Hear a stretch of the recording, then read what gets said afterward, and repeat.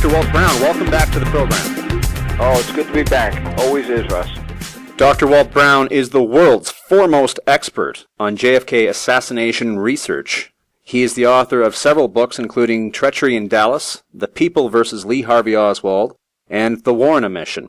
His newest, the 30,000-plus page Master Chronology of JFK Assassination, is now available in a 20-part Kindle edition on Amazon. Walt, the chronology is the result of over 7.5 years research, again just released. How has the chronology been received? It's actually the work of 30 years of research, but it was 7.5 years to put it together. It has been extremely well received. As a matter of fact, a week ago today, the introductory part was the #1 bestseller worldwide in political biographies. And believe me, that's exciting. Even if the ranking changes every day for one day in my life, I was the #1 bestseller. And that's very heartwarming. And the reviews have been outstanding. When people buy it, they'll say, now that you bought it, when you finish reading it, please write a review. And I've gotten emails. One person has already gone through the whole thing. And that's nothing short of amazing. The beauty is it'll take time. There's 4 books and 15 appendices. So people will read, hopefully, in order, the first book, and they'll be just drawn into, wow, this John Kennedy was a man who was doing incredible things, but those incredible things didn't overlap necessarily with the military, intelligence, industrial agenda. And then book 2 covers November 22nd, 23rd, and 24th, and that speaks for itself. They're all Ds: Dynasty, Death. And then the third book is Disappointment, which is the investigation, to the point where it stopped being an investigation. And then book 4 is Discovery, which is the research community's input, 1964 to early this year. And it notes comings and goings, when somebody passed away, where they fit in the story. It's as complete as I can make it. And the data form, I'm going to say, a 3-dimensional jigsaw puzzle: length, width, and height. The analysis of the data is what puts the colors on the pieces so they link together. I'm very proud of that. I really think I nailed it. And in a lot of cases, it debunks certain things that have been promoted. In other cases, it points a finger saying, this is important, follow this. See what else this leads to. It looks critically at the Ruby and Oswald and who knows who evidence. There's a couple of hypotheses, including, and I think you and I spoke about this once before, a different look at the body alteration concept. It's everything you can put between 2 covers, or if you printed out 62 volumes. What was your preconceived conclusion going in? I didn't have one. The idea that I had going in was, what we need to do is put all of the data, as much as we can put, in one place and document it.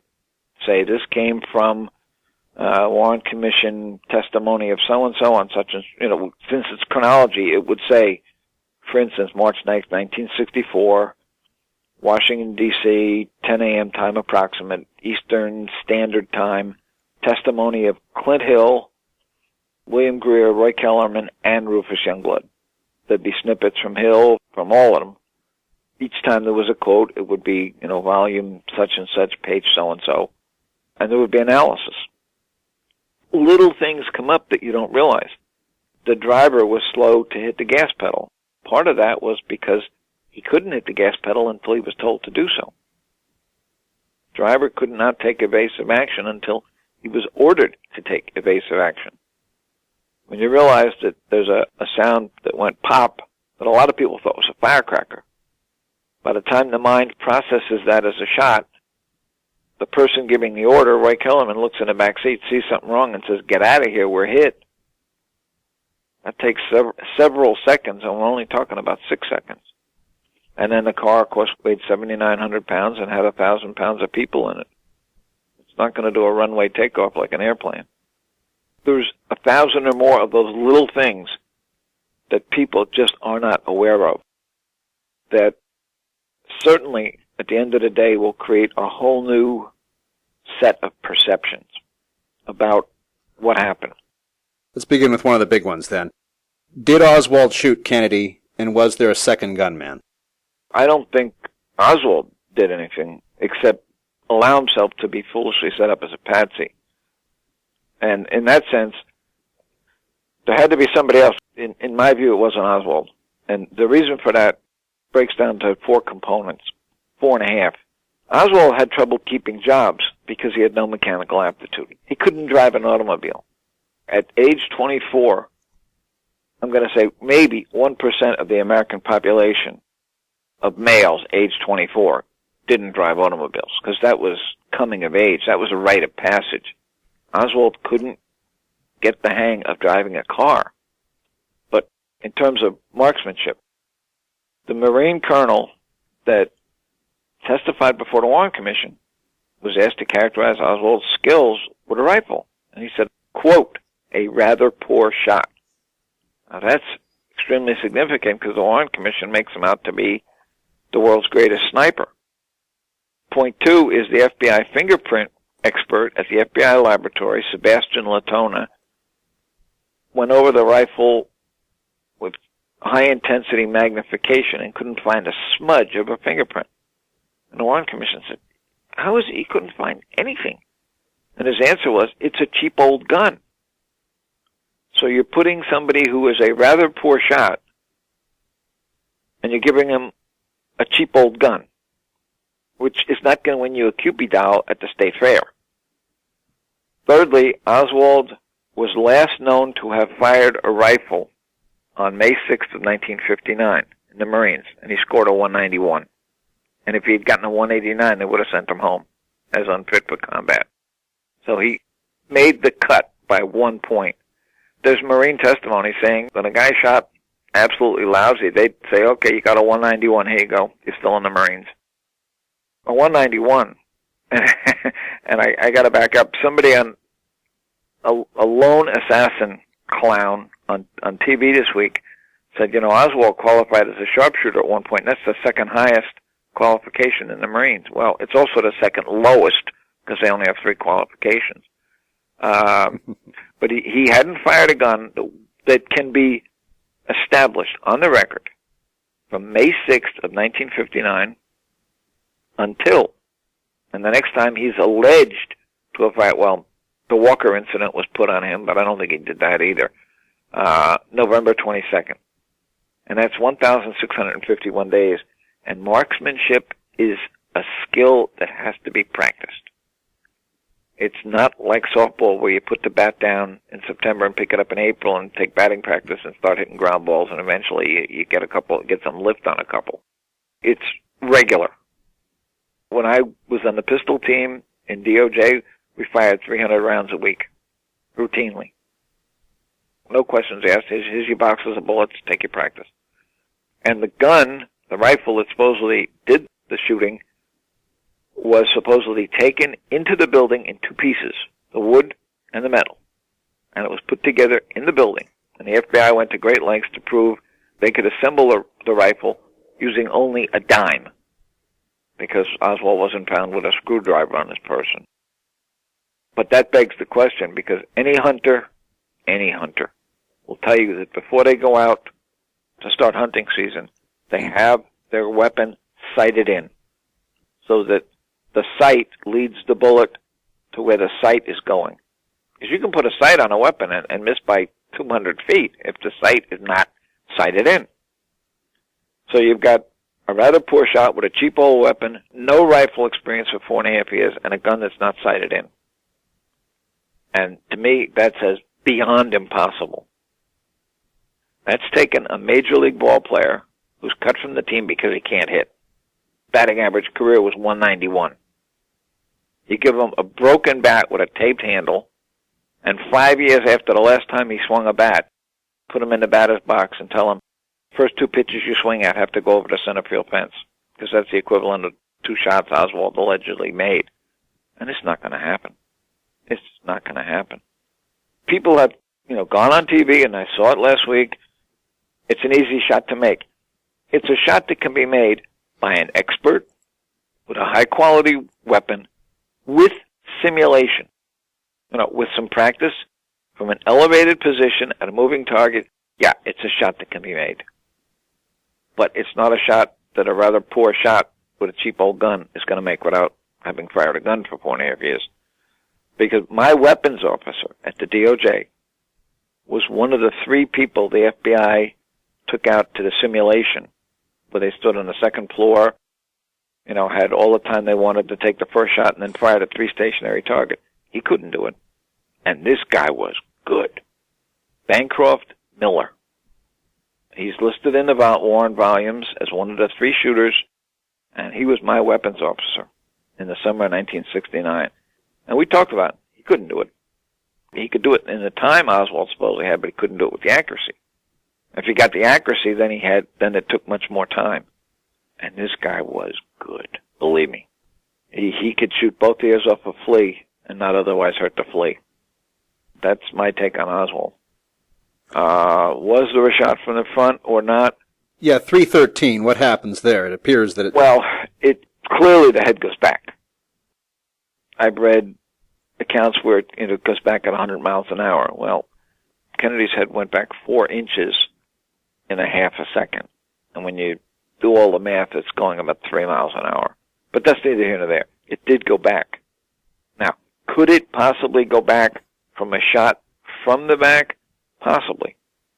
If it's a very, very high angle shot right down into his head, which pulls the back of the head back and then would exit from the front. It's possible.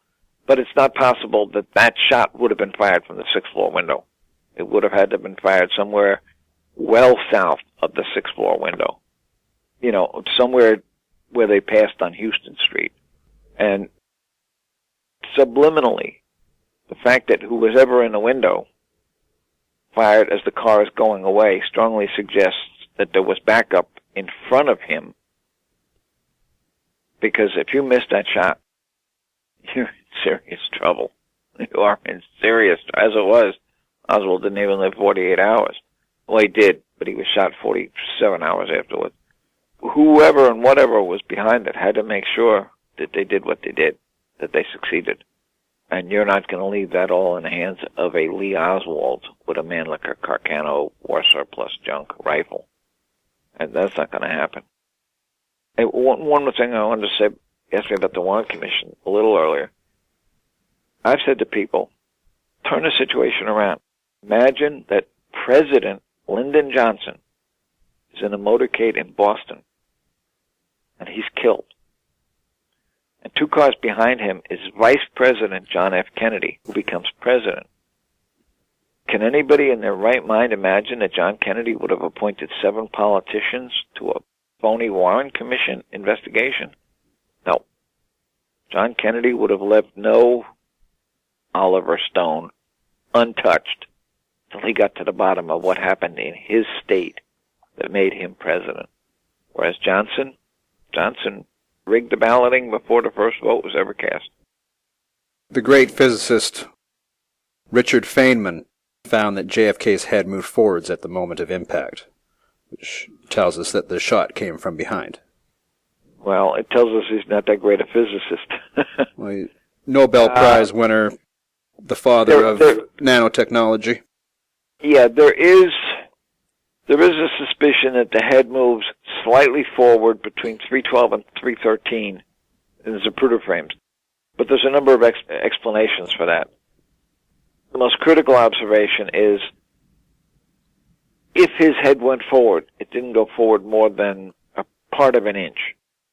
And then it went violently backwards. And violently enough that it carried his body with him. It wasn't just that his head bounced back and he remained upright. His whole body went back. I saw one, I want to call it a simulation, that showed the kind of high-angle shot that I was talking about a few minutes ago. In that simulation, it showed the bullet coming in at a high angle and coming out. It showed the bullet going into Connolly's wrist. The arrow of simulation was headed, the point of the arrow ended a couple inches, or what would have been a couple inches from Connolly's wrist. And I said, please, to myself, please show the Zapruder film right now, because Kennedy is hit in the head at Z313. In Z312, Connally is being held by his wife, and he's looking up at the sky. By Z330, Connally is face down in front of his wife. He got literally blown out of her arms. Now, that's not a reaction based on him hearing a bullet hit Kennedy. The cognition of a man going into shock would have taken way too long. He was shot out of her arms. And anybody that I've ever spoken to about this, I said, watch the Zapruder film, but put a piece of craft paper over the left side of the TV. Just watch Connally. He gets hit, he falls back into Nellie's arms, and all of a sudden he's just blown forward. And that's a shot.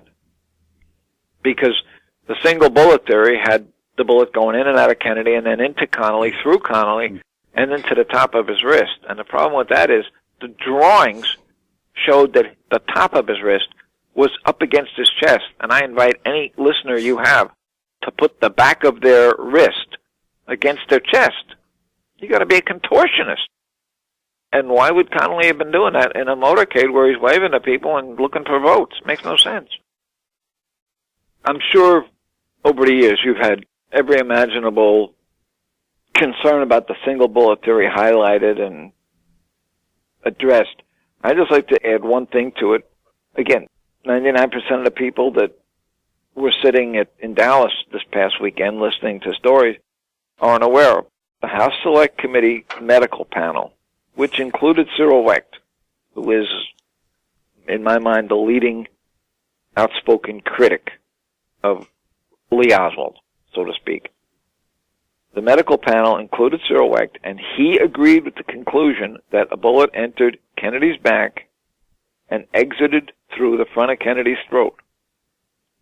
They also agreed that the bullet rose at an 11-degree angle. That's extremely critical, because as a forensic pathologist, Cyril Wecht says, what that means is for that bullet to go on and hit John Connally, Kennedy would have had to have been shot when he was tying his shoes. And we know he wasn't. That bullet either is the one that hit the chrome on the very, very top edge of the limousine in the front, or it went out over the car and just went to infinity with a couple of bounces and wasn't found because people weren't looking 1,000 feet down the road with a metal detector. The other significant thing is that bullet, the wound in the throat, was seen by the Dallas doctors, and it was only seen by 3 or 4 of the Dallas doctors. It wasn't seen by the whole room full at one time or other, and it wasn't seen by every nurse that wheeled in and out of there, although in the last few days a couple of nurses that claimed to be there claimed they saw it for the first time ever. The Dallas doctors, Kennedy was on his back in the emergency room. The Dallas doctors looked at him and saw a small 3 to 5 millimeter hole in the front of his throat. Now, what that translates to is people immediately saying, whoa, wait a minute, Oswald's rifle was a 6.5 millimeter, so how can you have a 3 to 5 millimeter hole? You can, because skin is elastic. It'll expand with the bullet going through and it'll contract. So that's still in play, theoretically. But it was a round hole, no jagged edges, and very little blood extruding. That can only mean that that bullet exited Kennedy straight out. It certainly was not going sideways. Bullet traveling sideways that has hit something is going to make a great big hole. And this made a small hole that the Dallas doctors even said in a press conference. You know, he was shot in the throat, the bullet may have hit something in the spinal column and deviated upwards and blew out the back of his head. That was Malcolm Perry at 2:30 in the afternoon in a Parkland Hospital press conference. The significance of a small round hole is that that bullet left straight out. In 34 10-millionths of a second, John Connally was hit in the back with a bullet going sideways. And that's impossible in the known universe. That bullet did not leave Kennedy straight and just decide to make a sideways turn. This isn't talking about a turn in terms of where is Connally in position to Kennedy, with it went this way, then it stopped, and then it turned, and then no. It left Kennedy straight, it hit Connally sideways. That's all you need to know. That's 2 bullets. And the bullet that hit Connally sideways by no means hit him on the top of the wrist with that wrist against his chest, because you have to be a contortionist to do it. But again, you're told so many different things. There are photographs of Arlen Specter and people involved in the recreation of the assassination, and they're using a simulated coat of Kennedy's with a chalk mark on the back. And they've got a rod that they're hypothesizing is the rod, in other words, a shot 6 inches down from his collar, out his neck, into Connally. When the Warren report was written, that bullet wasn't 6 inches down from his collar, it was in the back of his neck. Who wrote that revision but Gerald R. Ford? And he admitted it in 1997. He publicly admitted that he moved the wound just to keep it more simple for the public to understand. Well, it also made it more simple to make it a lie. But is this not the essence of it all, that the public needed closure and a patsy was needed? The government needed closure for the public, in my view. And I'm being simplistic about it because I was 16 years old at the time. The public wants the truth. But at the same time, I don't think the public wanted to know that any of the, that the mob killed them, or that Johnson did it, or that the Secret Service did it. I don't think they wanted to know things like that. They wanted to feel safe in that, it was a lone nut, and he died 2 days later, so the Republic is safe. It's a convenient fairy tale, really. And of course, Johnson's convenient fairy tale was, look, Justice Warren, we can't have the public thinking that Castro did it or crew chief did it. That's just how Johnson pronounced Khrushchev. Because that would lead to a war, and 39 or 40 million Americans would get killed. And what he leaves out is that when we fired back, 1.5 billion people would get killed, because the fallout from us hitting Russia would kill everybody in India, China, and Japan. And that's a huge number. So Earl Warren said, all right, listen, I'll make sure that it doesn't point at Castro or Khrushchev. Well, Oswald was a defector to Russia. How do you put out that fire? Oswald supposedly was this fair play for Cuba activist. How do you put out that fire? You know the way you do it? You get 100,000 spiders, and they weave a web around Oswald so that nothing penetrates it. The person inside that massive spider web is the guy that did it. Forget his politics, forget everything else. He did it. Maybe he was a communist, but that doesn't make him a Soviet agent. And it was slick. But I read the Warren volumes 6 times, from 1991 until 2 years ago. And each time I went through them, I learned a lot more, because I was able to integrate stuff I'd seen the time before it. And Malcolm Perry, before he died, he said, listen, I know what happened. I was there. And these people that say otherwise, they haven't even read the Warren volumes. Well, yeah, they have. Some have. I know I did, and I know he didn't read them 6 times. And when he testified before the commission, he had to somehow get around the story that he stood up and said, well, the bullet entered in the front of the throat, hit something in the spinal column, deviated upwards, and blew out the back of his head. And his game was that while people were firing questions at me, left and right, somebody over here might have yelled something, somebody over there might have yelled something, and my answer was, came out. I tried to answer both questions with one statement. But the statement is still not Oswald. The statement is still he was shot from the front. So Life magazine, in their, rush it out issue, says that Oswald either was shooting when the car was on Houston Street, or Kennedy turned completely around to wave to the crowd, and therefore Oswald shot him in the front of the throat. Because for a time, the Malcolm Perry story had to be believed. And then Arlen Specter says to Malcolm Perry, when you go back home, can you round up all the articles that made the statement attributed to you and correct them? And Perry said, I'd be glad to. And somebody on the commission, and it was either McCloy or Dulles, said, do you realize what you're asking this man to do? Because all of the articles would include press clippings from Tokyo, from Copenhagen, from Uruguay, you name it. It's going to be all over the world. It wasn't something that was just written up in U.S. papers. And, of course, he never did it. But the fact that it's in the record that he's going to go back and correct the mistakes that he said publicly. And, again, my analysis, the first thing I'm going to say is nobody is going to go in front of TV cameras and microphones and make up a story. They are only going to say what they know to be the absolute truth. Because this is the President of the United States. They worked on him. They pronounced him dead. So to say what they said in the press conference, they got to be straight up. 6 months later, they can invent stories. Oh, I didn't mean to say it quite like that. No, if the bullet went in the front, it went in the front.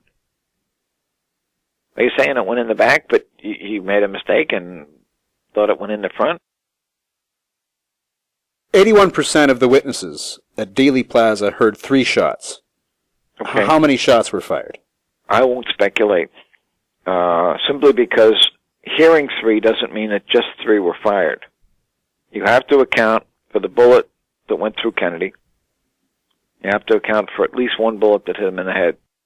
You have to account for Connolly being hit twice. And then something, either a fragment of a bullet or a whole bullet, hit a curb and kicked some cement off of the face of James Tague. There's a guy that is out in the ozone when it comes to the assassination. He told me his story over the phone, and it's an absurdity, but I'll let you get it from him. You have his phone number? You can pass that on to me, Walt? I'll tell you how to do it when we get off. All right. When we're done. You have more than 3 shots to account for. And as you said, most of the witnesses heard 3 shots. Well, how were they spaced? Well, the first one and the second one were really close. No, well, the second and the third, it was a shot and then a long pause and then bang, bang. And I interviewed some of those people. Same frustration. The first 2 were close, the last 2 were close. It's perception. You could argue that of the witnesses that you're talking about, in terms of the 81% of those people, they weren't there to witness an assassination. They weren't there to listen for how many shots were fired. They weren't there to make estimates of what was the time frame between the first shot and the last shot. They were just part of something very sudden and very unexpected. I always wanted, at a Dallas conference, I wanted to stage a reconstruction. While somebody is speaking up at the podium, have somebody run down the aisle, fire several shots at the guy, bang, bang, bang with a cap gun or something. The guy falls over and the shooter goes out through the curtain. And say, everybody, take out a pencil. Take out the paper and pencil you've been handed. Write down how many shots were fired, how long the whole interval took, give a description of the shooter. Tell everything you saw. And you would get so many different stories. And as I said, they weren't there to witness an assassination. They were there to be part of a parade. The groundskeeper of Dealey Plaza was a man named Emmett Hudson. He was standing on the stairs that lead up to the grassy knoll. And his perceptions are extremely bizarre. And you have to question them, because if, in fact, there was a shot from a knoll, he would be aware of it. So somehow you have to make him out to be a non-credible witness. So he was asked, from the first shot to the last shot, how long did it take? And his answer was, well, it was about 2 minutes. 2 minutes? If the story of 6 seconds in Dallas is correct, 120 seconds is off by a multiple of 20. Time slows down in these situations. Yes, it does. Yes, the time freezes. Mm-hmm. And again, perceptions. Bill Newman is cited in Oliver Stone's movie as, Kennedy's ear was shot off. It's because when that blob appeared on the right side of his head, the elastic skin expanded massively and then contracted. It would be easy to believe, yeah, his ear was shot off. Roy Kellerman's testimony in Volume 2, page 91, said that he was standing right next to the autopsy doctor, and the autopsy doctor said the entrance wound was right here, in front of the right ear, but in the hairline. If that bullet entered in front of his right ear, nobody from the sixth floor window fired it, because Kennedy's head was tilted at such an angle that no bullet from the sixth floor window could have entered at that spot. You have to go back to Z312, and no bullet could have entered there. When you look at the skull x-rays, they're a study in multiple bullets all by themselves, because there's multiple sets of radiating fractures.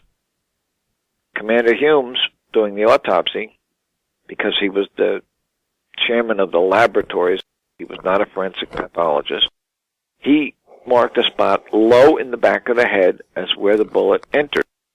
The House Select Committee said, no, you're wrong, and you're wrong by 4 inches. And he said, I have trouble with that. But they moved the bullet wound to the top of the head. And if you look at the x-rays, there are radiating fractures from the very top of the head. And there's a little, you can even see a shelf of skull sitting above the beginning of the radiating fractures. But there's also radiating fractures at the spot that Humes talked about. And it's the same when you look at the anterior-posterior x-rays, the ones taken from the front to the back. There are radiating fracture lines in Kennedy's facial bones, and they cross. Radiating fractures cannot cross. And by that I mean, if somebody throws a rock at a window, and it creates a spider web of mess, somebody throws a rock next to it, and the crack starts to spread, it will stop at the first crack it hits. It won't cross any of their original spider webs. Can't. Radiating fractures cannot cross. Any radiologist worth his salt looking at x-rays will tell you the same thing, but yet in Kennedy's case, they cross. There's just too many unanswered questions. So the easiest answer is, well, Oswald did it. Leave it alone. It'll be like Kennedy was James Buchanan, and wait a minute, who was he? Because half of the people that were aware of what Friday was weren't even alive when November 22nd, 1963 happened. Yeah, it's more than 50 years now. Is it still relevant? Absolutely. It's relevant for a couple of reasons. One, the truth is always relevant. We won't have the truth until we can look at all the pictures, so to speak. Open the files. If there's one piece of paper locked away, that piece of paper is significant. Why is it locked away? What was going on?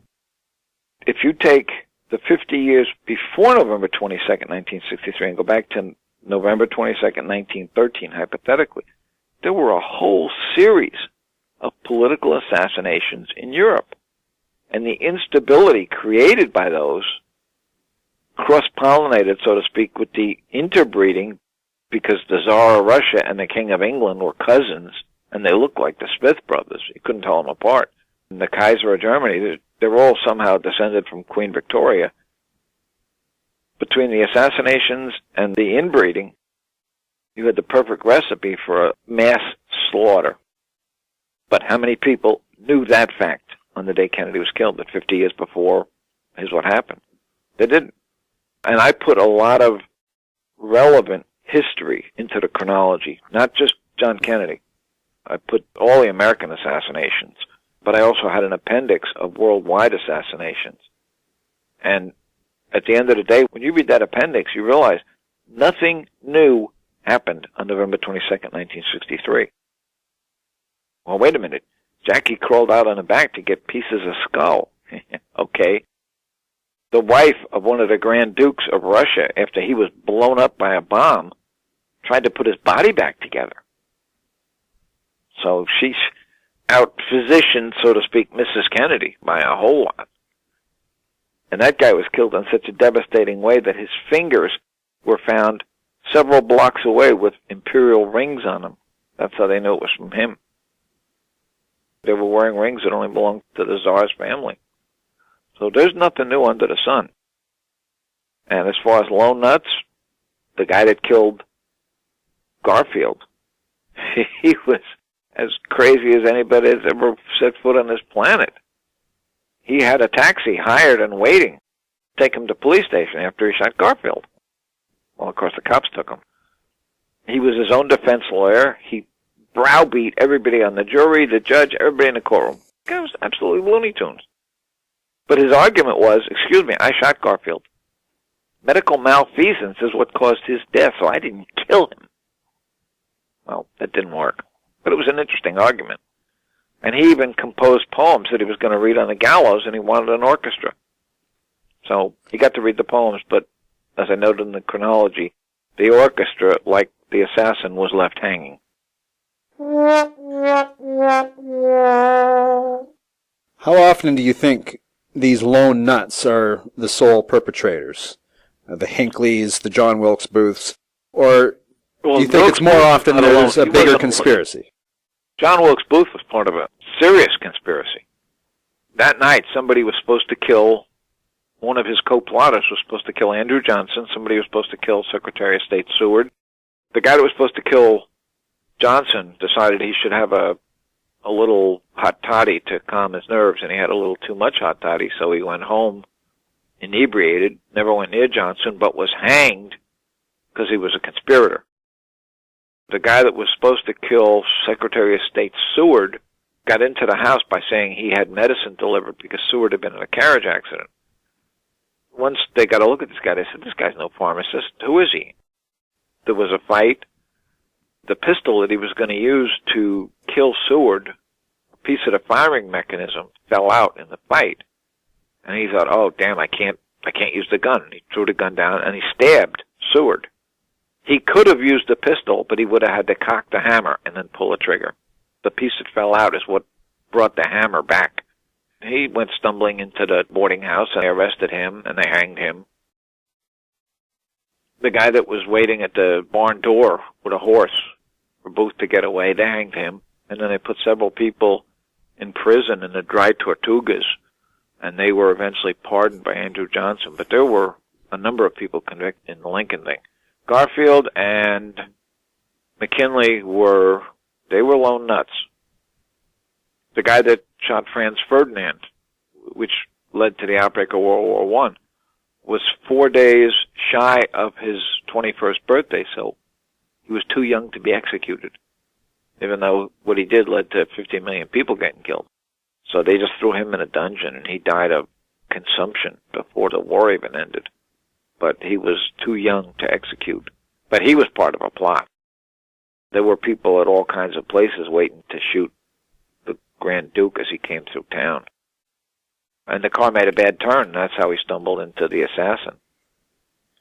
Now, I don't know if I ever mentioned, there is a pre-Zapruder film from 1934 available on YouTube.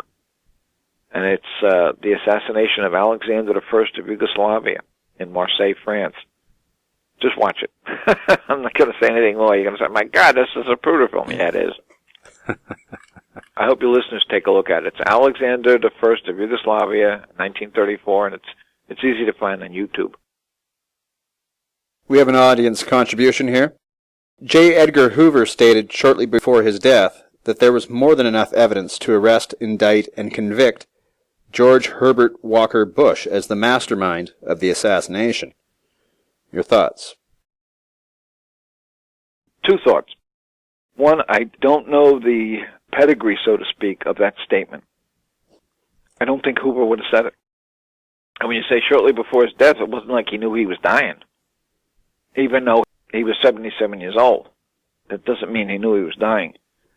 I certainly have never seen that statement either just boldly put out in a tabloid or in something where I would have to assess credibility. I don't know. I don't know. However, that said, if I had to speculate as to who was the sponsor of the event, you have named that person. Not Lyndon Johnson. No. Lyndon Johnson was a gutless coward. At the end of the day, he was a man who would never take a risk When World War II broke out, he immediately got commissioned in the Navy. He went up in one airplane, and when they said that there was Japanese planes nearby, he was kneeling at the exit hatch with a parachute. He was terrified. Get this plane down. Plane landed. He was in World War II for 9 minutes. He got a Silver Star for being on that plane, but nobody else on the crew did. And then in 1958-59, a movement gathered around him because he was seen as he's a Senate Majority Leader. The guy's a power broker. He can stop Nixon. And who else is going to do it? And this is when Kennedy started going to every rubber chicken dinner imaginable to get known and to meet people out there in huskings. People like James Carville or George, fellow with the Greek name, the guys that understand the workings of politics. Stephanopoulos? Stephanopoulos, yes, thank you.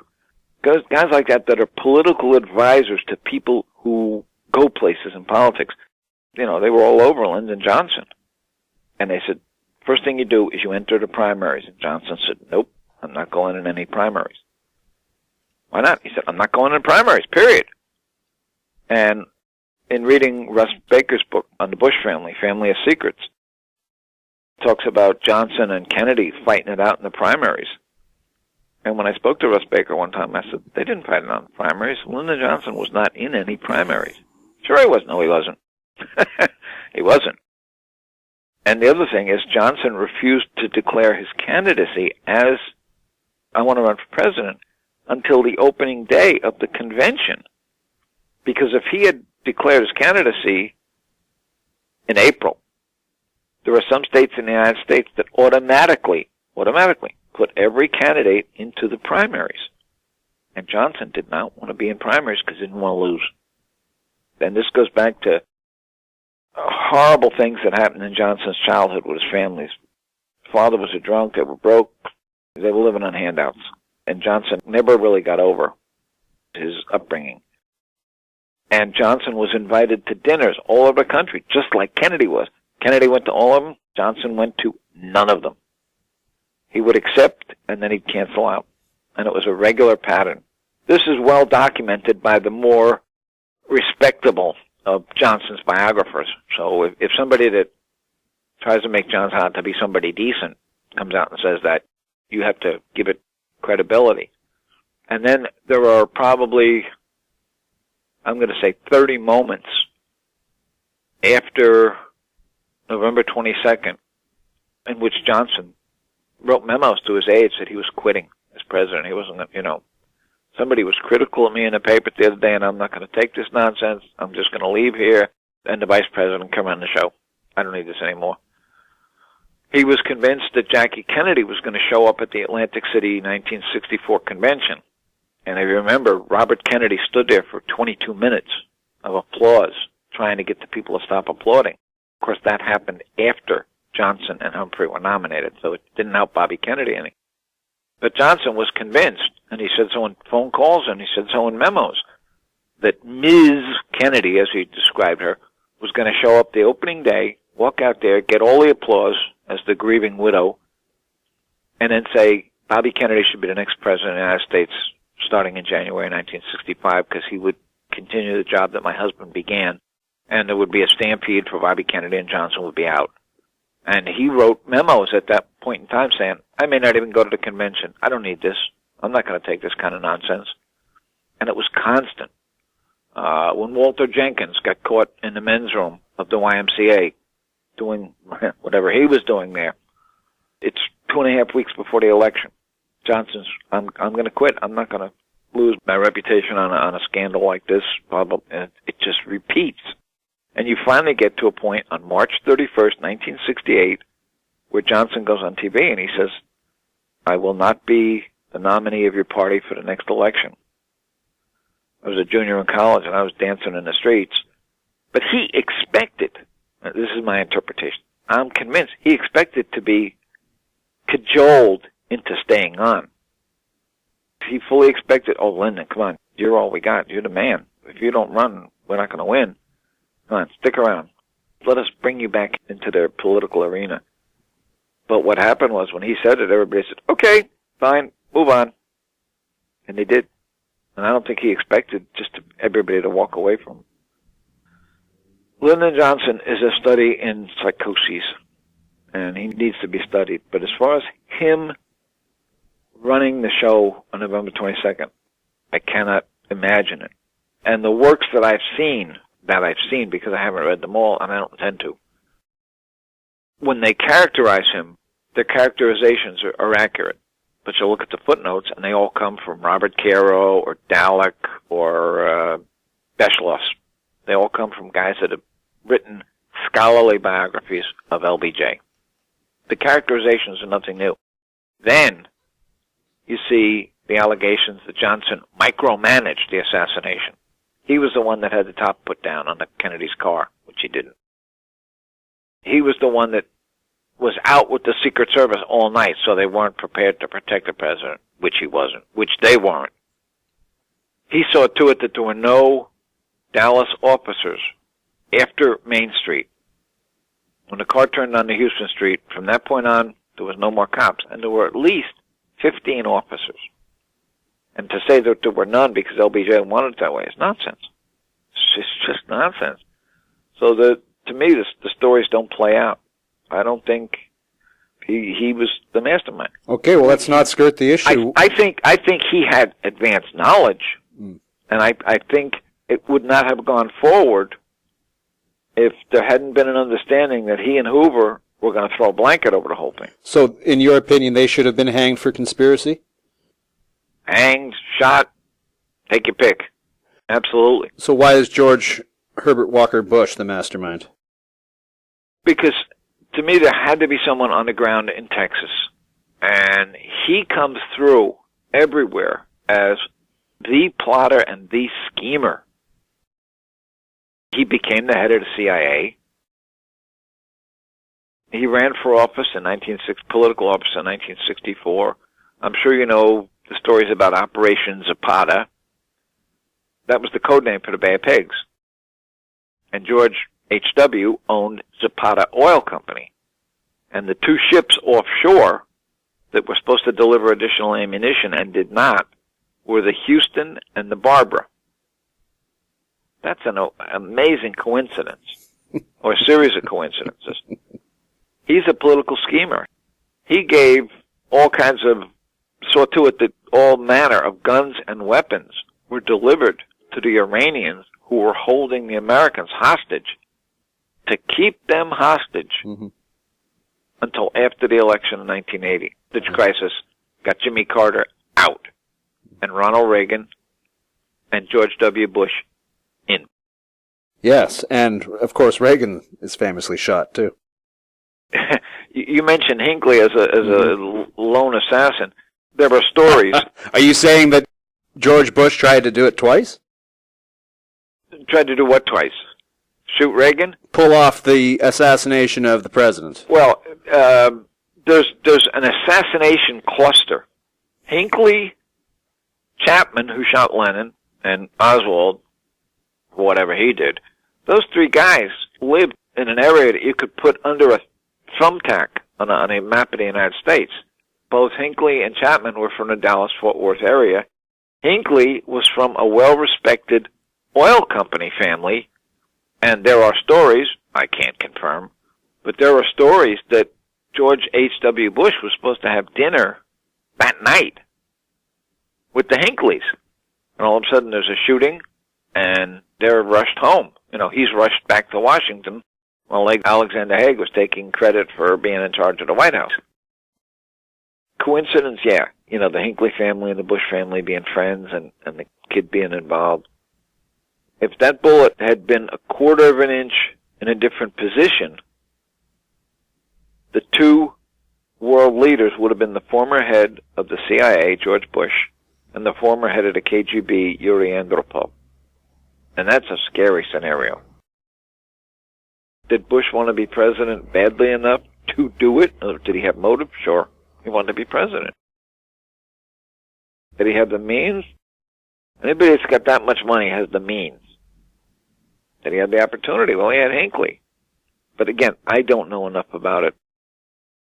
I don't deal with questions as far as the World Trade Center or UFOs because my focus is John Kennedy. And if I had to put somebody charged in Texas, in other words, the Texas overseer, it would certainly be someone with intel and corporate interests. And that would be the person we're talking about, not Lyndon Johnson. And of course, people don't realize, but Johnson, his life was dangling by a thread on November 22nd. At the time the shots were being fired, let me say that again, at the time the shots were being fired, Senate Rules Committee was interviewing a man named Don Reynolds. He had sold Mrs. Johnson, sold Lyndon Johnson's companies, which were in her name, $88,000 worth of insurance. To do so, he had to give bribes to Lyndon Johnson. And the Senate Rules Committee really wanted to know about that. And Don Reynolds had Johnson by the shorties. 900 miles away in Chicago, the Time Life editorial board was sitting down with a dozen reporters who had been out beating the earth for a couple of months to come up with how is Lyndon Johnson a millionaire several times over when the only job he ever had was in Congress and the Senate, and he was getting paid $12,000 or $14,000 a year. And they had the goods on Lyndon Johnson and his millions.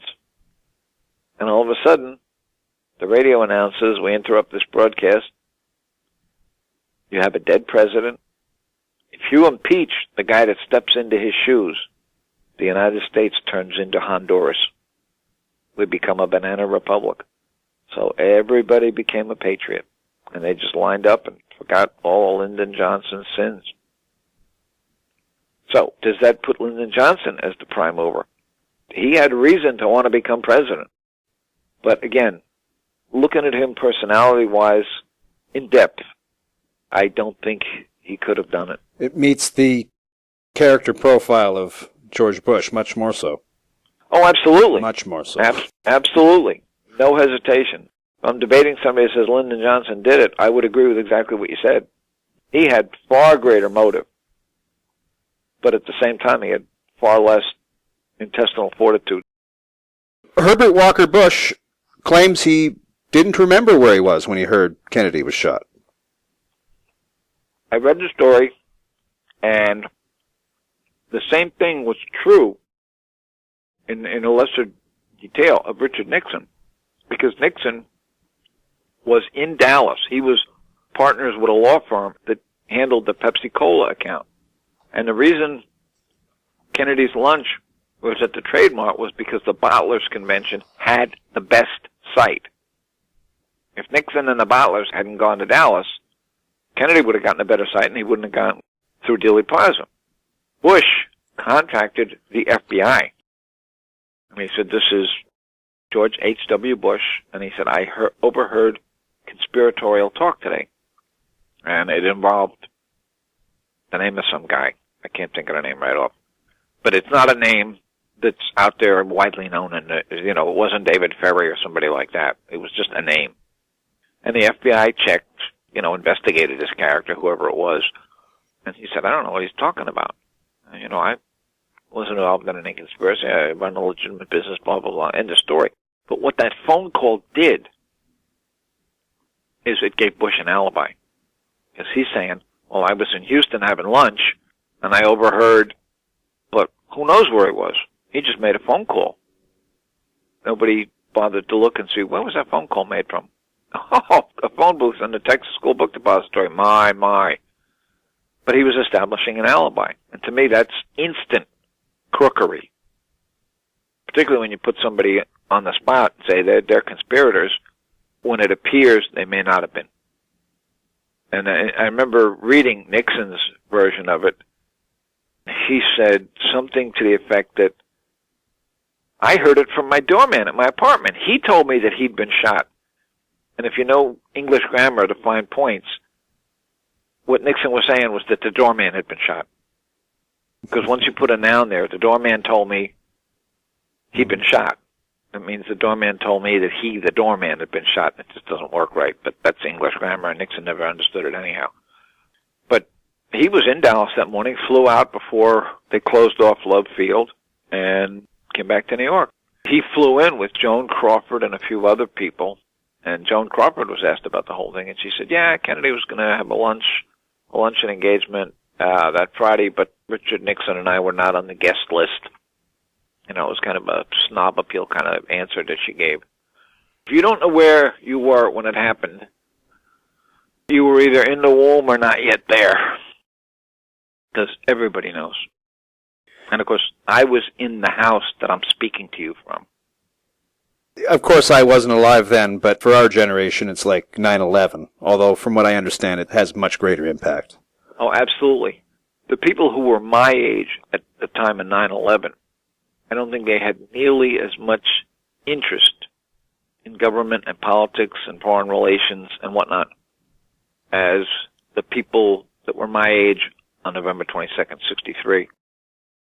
Because my generation was the one that protested the Vietnam War, carried on, and all of what was done.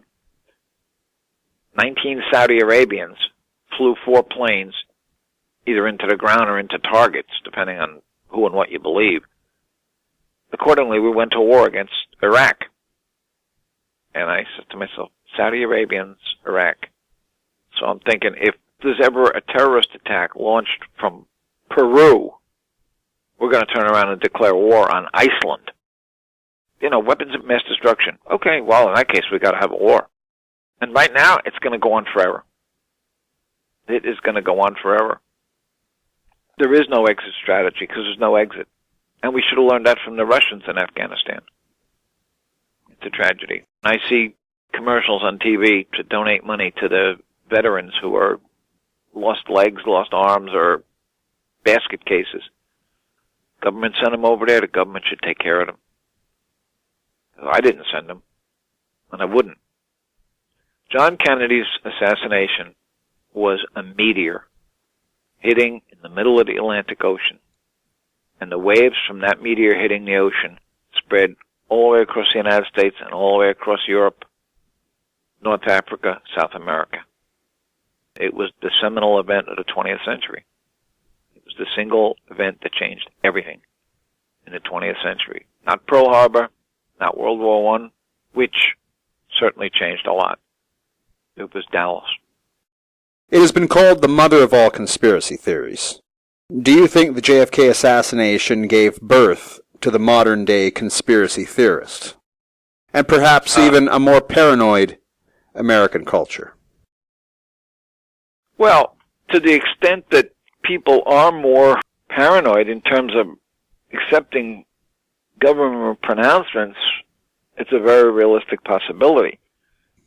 You know, the mother of all conspiracies, I go back to the stories that say, hey, we don't really know fully how Jesus died, and that was 2,000 years ago, not 50. We don't even know if he lived.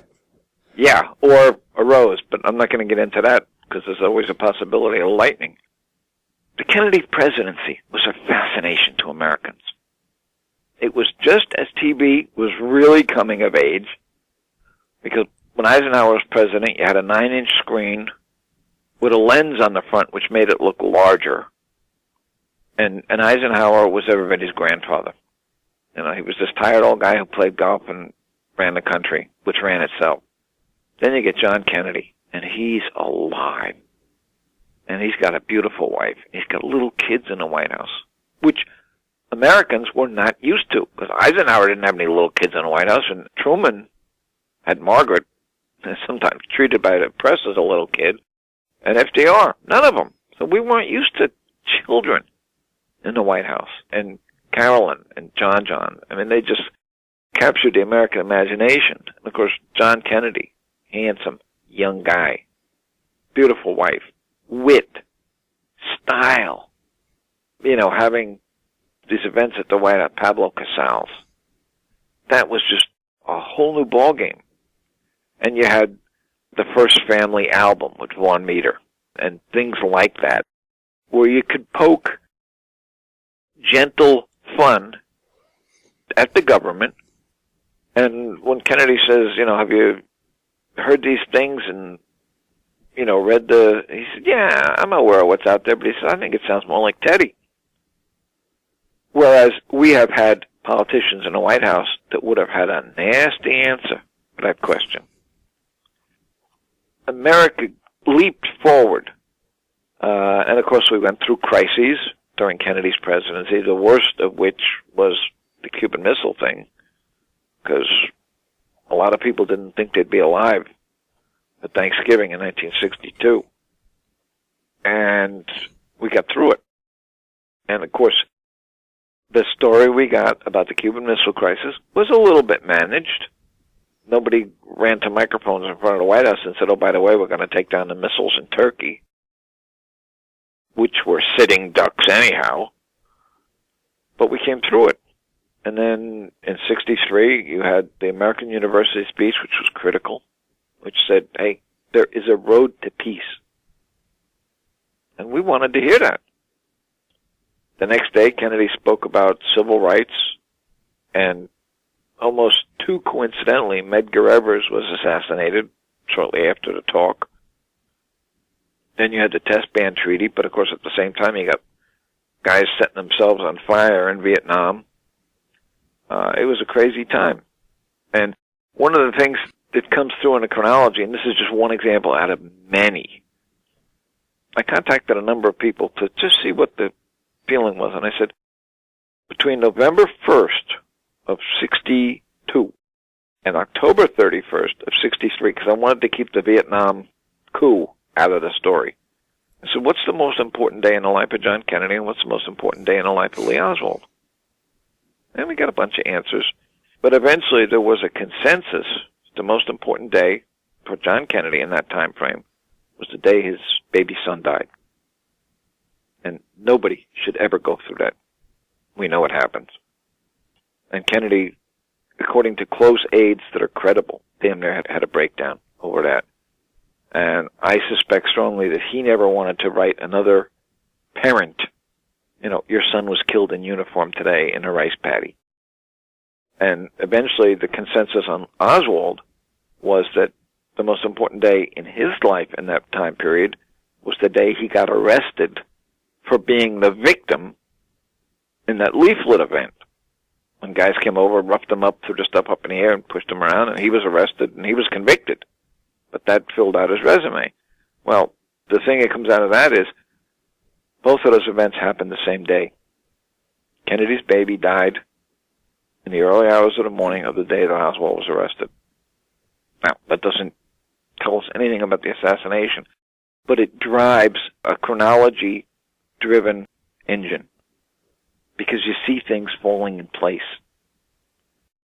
Last Friday was the 50th year anniversary of the assassination of JFK. You were on Al Jazeera that morning, Geraldo Rivera, Coast to Coast AM at 2 in the morning. Right. How has the media handled this 50th year anniversary? Well, I think mishandled would be a better characterization.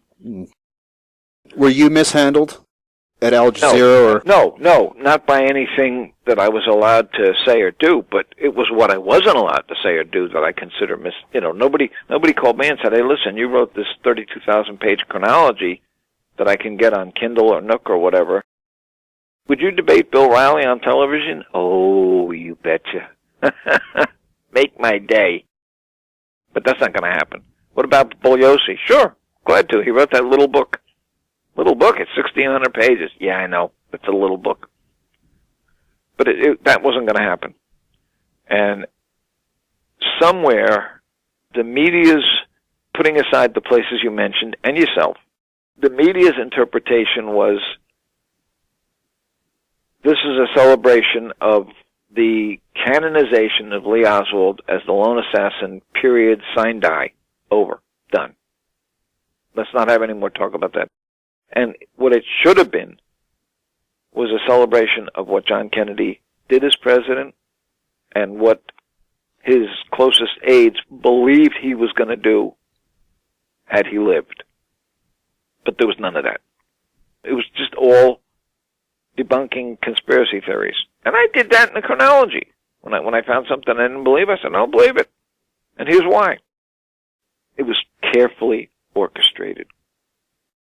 Some fella came out on Thursday of last week. He was the landlord for the Oswald family when they lived in the Bronx, New York, on the Grand Concourse. And he remembers Lee Oswald shooting his BB gun out the window at people walking by. I was in the New York Times. You get down to the bottom of the article, they said, well, you know, how much contact did you really have with them? He said, I had no contact whatsoever with the Oswalds. Hey, if I'm a landlord of a building and somebody's shooting a BB gun at people out the window, I'm going to have contact with that family. But that story is all over the wires. Thursday into Friday. Oswald's guilty. Look at that. Here it was. Look what he did when he was 13. The FBI interviewed that landlord in December of 1963, and he didn't say a word about Oswald shooting BB guns out the window, and that was the time to say it. And people came out and said, you know, my dad was an FBI agent, and who knows? Who knows? I was JFK's mistress, said great-grandma so-and-so. Well, I dated somebody whose brother-in-law knew somebody up the block whose cousin had once met a guy who was flying over Texas at 30,000 feet when the assassination happened, and he knows the story, so here it is. And it's rubbish. It's just absolute rubbish. Everybody's in the CIA.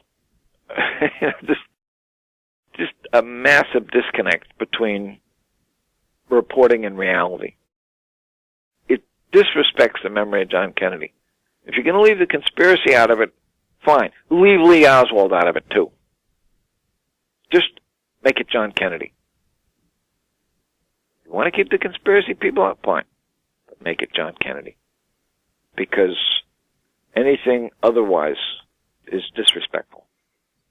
He certainly earned the population's respect because when there are polls, I'm not talking about approval or disapproval of the warrant, polls put John Kennedy up near the top of great presidents. Where was that for the last 2.5 weeks? It wasn't there. It was a documentary about how Kennedy was killed, shot in Richmond, Virginia. Or was Bugliosi going on, saying nothing. And it's unfortunate. It is what it is. Walt, where can the audience pick up your 32,000-plus page masterpiece? Go to Amazon and look up Kindle books. Just type my name in, and you'll get all the icons for the 20 pieces, or Nook, or Apple iTunes. And if anybody has difficulty or, you know, is looking for something, have them send an email to me at K-I, as in idiot, K-I-A-S as in Sarah, K-I-A-S, JFK, at AOL.com. I'll steer them in the right direction somehow. If they have questions once they read the Kindle or anything like that, you know, write to me. I'll be glad to deal with the questions as long as they're politely asked. And they can check out your website, deeppoliticsforum.com. Deep Politics Quarterly, yeah. deeppoliticsquarterly.com. Yeah, do a search for the JFK Deep Politics Quarterly, and that website will come up. And I have to get the fellow that does that to update it. But it's out there. It's out there, and anybody that reads just the 4 books, putting aside the appendices, anybody that reads those 4 books is going to just take a deep breath when he's done and say, wow, this is the best I've ever read, because it's good stuff, it's good analysis, and it's entertaining.